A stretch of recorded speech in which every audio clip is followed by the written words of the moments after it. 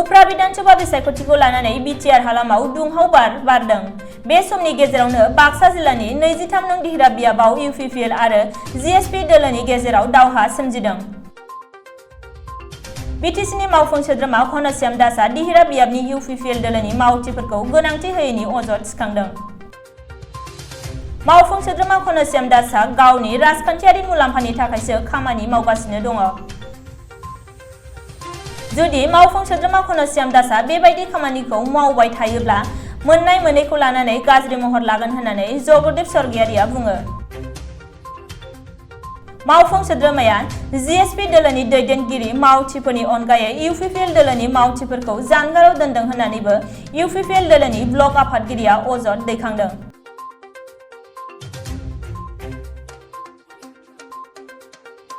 আজি আমি বিটিসি ইলেকশনের পৰাই আজি যেটো আমাৰ চৰকাৰ গঠন হল সেই চৰকাৰ গঠন হোৱাৰ পিছৰ পৰাই আজিলৈকে আমি চৰকাৰী পক্ষ অৰ্থাৎ আমাৰ ইএম জিএম বা এমচিএল সকলৰ লগত আমাৰ দলৰ কৰ্মীকৰ্তাসকলে মত বিনিময় কৰিব পৰা নাছিলে। আমাৰ চৰকাৰ আৰু আমাৰ দলৰ কৰ্মীবিলাকৰ মাজত কি মানে কৰিব লাগে, কেনেকৈ আমি আগবাঢ়িব লাগে সেইটো সম্পৰ্কত আজি আমি এখন আমাৰ দিহিৰা ব্লক অৰ্থাৎ আমাৰ 23 দিহিৰা সমষ্টিৰ এখন ইউপিপিএল দলৰ কাৰ্যনিৰ্বাহক সভা আমি ইয়াতে আয়োজন কৰা হৈছিলে। সকলো আমাৰ দিহিৰা ব্লকৰ অন্তৰ্গত প্ৰাইমাৰী সমূহক আমি মাতি বিষয়ববীয়াসকলৰ লগত আমাৰ দলীয় কথাখিনি আমি আজি ভৱিষ্যত কি কৰিম কি নকৰিম সেইটো লক্ষ্য আৰু উদ্দেশ্য আগত ৰাখি আমি এই সভাখন মাতা হৈছে। সেইটোৱে আমি আজি কাৰ্যসূচী হিচাপে মেইন কাৰ্যসূচী মানে আলোচনা কৰা হৈছে। আৰু সেইটোতো হয়, আজি আমি অনুভৱ কৰিছো যে দিহিৰা সমষ্টিত আমি ইউপিপিএল হিচাপে জিতিব নোৱাৰিলো। সেইটোৱে আমাৰ পৰাজয় বৰণ কৰাৰ কাৰণে আমাৰ এইটো দুখিত। আৰু যিটো কেণ্ডিডেট বা জিএছপিৰ আমাৰ সন্মানীয় ঘনশ্যাম ডাঙৰীয়াই জিতিছে, তেখেতে আজি নিজৰ দলক স্থিতি কৰাৰ কাৰণে নিজে নিজৰ মানে কৰ্মীক ধৰি ৰখাৰ কাৰণে তেখেতে নিজৰ যিখিনি ইএম ফাণ্ড পায় বা নিজৰ যি সমষ্টিৰ কথা পায় সেইখিনি তেখেতৰ কৰ্মীবিলাকক তেখেতে মানে নিজৰ মাজত আবদ্ধ কৰি ৰাখি আছে। আমি যে আজি বিটিচিত যে 3টা দলে এলায়েন্স হয় গভৰ্ণমেণ্টখন চলাই আছে, সেইটো তেখেতে যিটো আমাৰ এলায়েন্স সেই ধৰ্মটো তেখেতে পালন কৰা নাই। যে আমি 3টা দলে একেলগে লগ হৈ আজি বিটিচি বৰ্ষখনক দি আমি শাসন কৰিছো, সেই কথাটো তেখেতে মানে জ্ঞাত নহয় হেন লাগে। আজি তেখেতে নিজৰ পক্ষত মাত্ৰ তেখেতে নিজক মানে ভৱিষ্যত গঢ়ি তোলাৰ কাৰণে তেখেতে নিজস্বভাৱে নিজৰ এক পক্ষৰ দলকে তেখেতে প্ৰাধান্য দি আছে। আমি সংযোগী বিজেপি ইউপিপিএল দলক তেখেতে প্ৰাধান্য দিয়া নাই।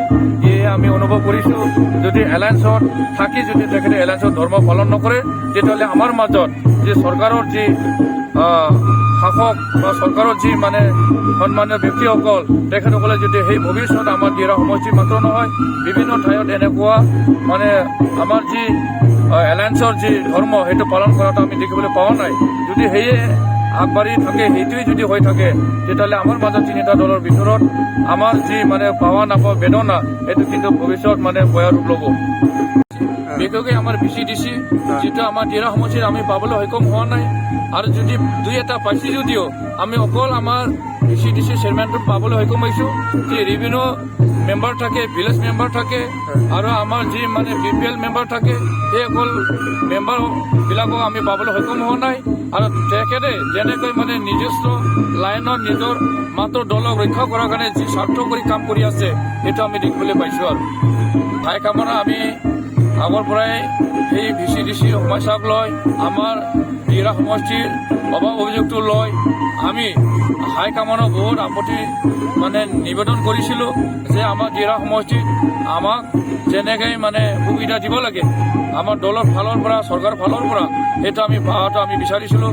হাইকামাণ্ডক আমি সেইটোৱে আবেদন কৰিছিলোঁ যে আমাৰ দিহিৰা সমষ্টিত যিকোনো প্ৰকাৰে আমাক ধৰি ৰখাৰ কাৰণে বিচিডিচিটো আমি যে 60-40 কথা কৈ আছিলে ওপৰ মহলে, এই 60-40 হিচাপে আমাক দিয়ক বুলি আমি দাবী কৰিছিলোঁ। কিন্তু আজিৰ দিনত আমি 60-40 হিচাপে পাবলৈ সক্ষম হোৱা নাই। আমাৰ তাতে টোটেল 15টা বিচিডিচি আছে, তাৰে ভিতৰত আমি 3টা পাবলৈ সক্ষম হৈছোঁ, বাদ বাকী আমি পাবলৈ সক্ষম হোৱা নাই। আৰু আমাৰ যিটো TLCC যিটো মানে ডেভেলপমেণ্ট বৰ্ড থাকে আমাৰ ব্লকৰ আণ্ডাৰত, সেই ব্লকত আমি এজনে মেম্বাৰ পাবলৈ সক্ষম হোৱা নাই, চেয়াৰমেন আৰু ভাইচ চেয়াৰমেন পাবলৈ সক্ষম হোৱা নাই। এইটোৱে আমাৰ মানে বহুত মানে দুখ লগা কথা। আৰু